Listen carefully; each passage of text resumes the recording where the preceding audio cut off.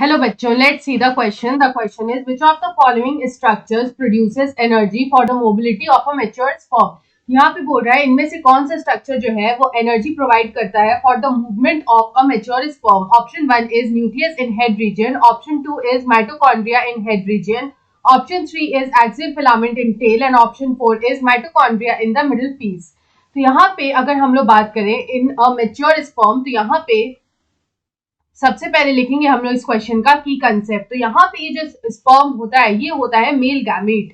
तो हम लोग बोल सकते हैं sperm is the male gamete. और ये जो मेल गैमीट होता है इट हैज 4 पार्ट्स.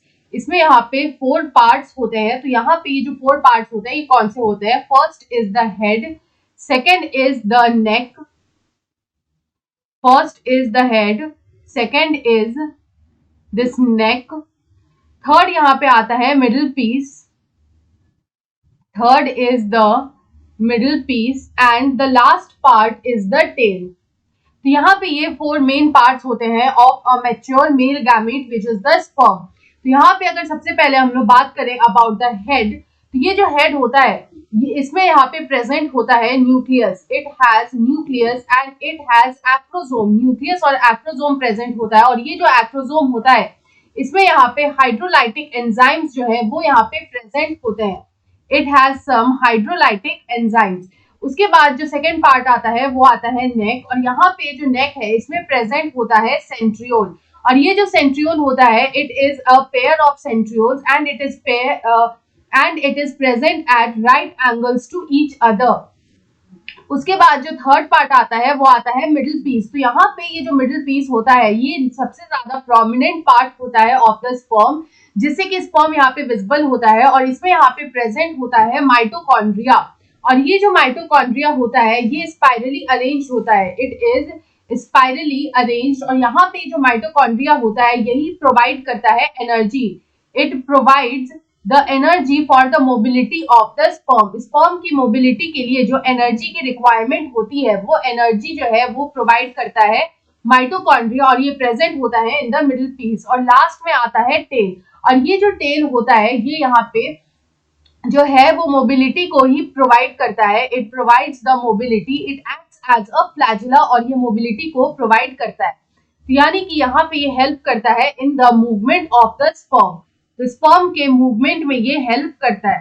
तो यहाँ पे अगर हम लोग एक स्पर्म का डायग्राम देखें, तो अगर हम लोग स्पर्म के डायग्राम को ड्रॉ करें तो वो डायग्राम हम लोग कुछ इस तरह से जो है वो ड्रॉ कर सकते हैं. तो यहाँ पे इस तरह का जो ये एक रफ डायग्राम जो है उससे हम लोग यहाँ पे जो है mature male gamete which is the sperm इसको हम लोग शो कर सकते हैं. तो यहाँ पे हम लोग देख सकते हैं कि जो माइटोकॉन्ड्रिया होता है वो यहाँ पे स्पाइरली अरेंज्ड होता है. It is spirally arranged. इस तरह से ये स्पाइरली जो है वो अरेंज्ड होता है. तो यहाँ पे हम लोग इस तरह से ये जो माइटोकॉन्ड्रिया है इसका अरेंजमेंट यहाँ पे देख सकते हैं. तो हम लोग यहाँ पे जो माइटोकॉन्ड्रिया होगा उसका अरेंजमेंट कुछ इस तरह से होगा. It has a spiral arrangement. और यहाँ पे जो है इसमें यहाँ पे जो है हेड में न्यूक्लियस प्रेजेंट होता है. न्यूक्लियस के अलावा यहाँ पे एक एक्रोसोम भी प्रेजेंट होता है. तो यहाँ पे अगर हम लोग इसका रफ लेबलिंग करें तो यहाँ पे जो ये पार्ट आएगा which is the outer most part in the head region it is known as the acrosome. तो ये जो पूरा पार्ट होता है it is the head part. It is the head part. और ये जो पार्ट होता है दिस इज द नेक जिसमें कि यहाँ पे सेंट्रियोल प्रेजेंट होता है. This is the middle piece. This is the middle piece. और ये जो मिडिल पीस में जो स्पाइरली अरेंज्ड होते हैं दीज आर द माइटोकॉन्ड्रिया. ये होते हैं mitochondria and the last part is the tail. तो यहाँ पे इस तरह से हम लोग एक रफ डायग्राम से देख सकते हैं कि इस तरह का जो मैच्योर मेल गैमीट स्पर्म जो होता है वो दिखता है. तो यहाँ पे अगर इस क्वेश्चन का करेक्ट आंसर देखिए तो हमसे इतना ही पूछा था कि जो एनर्जी प्रोड्यूस होती है for the mobility of the mature sperm वो यहाँ पे किस स्ट्रक्चर में प्रेजेंट होती है. तो यहाँ पे ऑप्शन 4 में दे रखा है mitochondria in the middle piece. Option 4 is the right answer. I hope you understood it well. Best of luck.